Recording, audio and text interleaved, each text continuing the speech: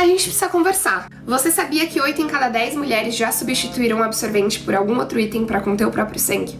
E eu tô falando de roupa velha, de papel higiênico, de jornal, de papelão, de miolo de pão, de espuma de colchão. É tão surreal falar tudo isso, mas esses relatos estão bem mais próximos da gente do que a gente imagina.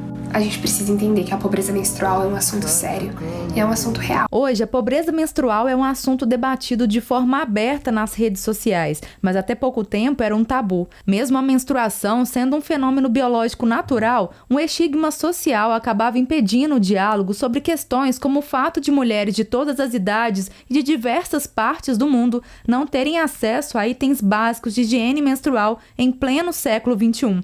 Essa realidade é ainda pior para as minorias. Que mulheres negras, né, mulheres meninas negras que vivem em periferias são aquelas mais afetadas, mas a questão da raça em si, ela já te coloca numa situação de vulnerabilidade social.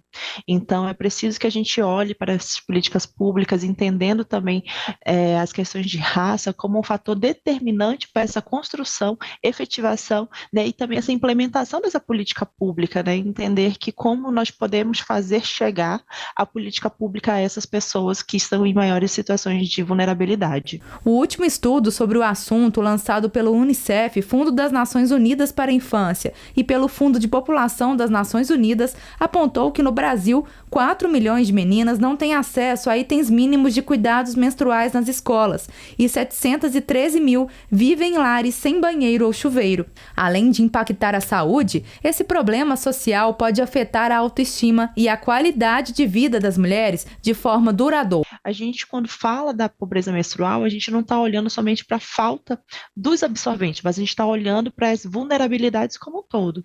Que uma menina que não tem acesso a uma gestão menstrual, né, que seja adequada durante seu período escolar, ela vai deixar de ir à escola, ela não vai, né, se desenvolver dentro de uma rede social, né, sejam com amigos, com o ambiente escolar, que o ambiente escolar proporciona essa convivência, né? Então, assim, ela rompe esse ciclo escolar, ela deixa de ir à escola, consequentemente, ela não termina, né, o seu ciclo escolar, o que impacta diretamente, né, nas suas oportunidades para o mundo do trabalho. Então, ela deixa de acessar uma universidade, ela deixa de acessar empregos, né, decentes e tudo aquilo que possa ter um impacto na vida adulta dela. A distribuição gratuita de absorventes é uma das ações que pode contribuir para a solução desse problema. Por isso, mais de 31 mil unidades credenciadas no programa Farmácia Popular agora vão distribuir os produtos para a população em situação de vulnerabilidade social.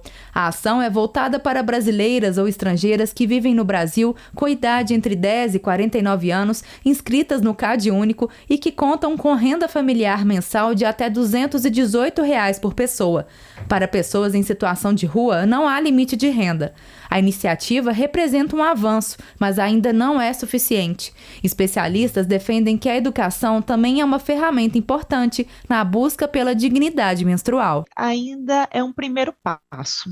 Mas primeiros passos são importantes para que a gente possa construir uma política pública robusta, uma política pública que ela seja efetiva, né, para todas as pessoas. Então, assim, nós sabemos que ela não é o suficiente, né, porque nós estamos falando para distribuição de absorventes, mas a gente ainda precisa olhar para as questões de água, saneamento, higiene, né, dentro do nosso país, e olhar para o acesso à informação de qualidade.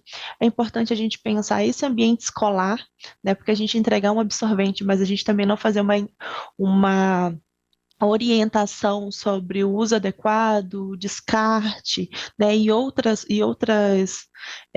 ações que envolvem toda uma gestão menstrual. A gente está falando de resolver um problema, mas abrindo outros problemas. Então, assim, é preciso a gente pensar em estratégias e ações conjuntas.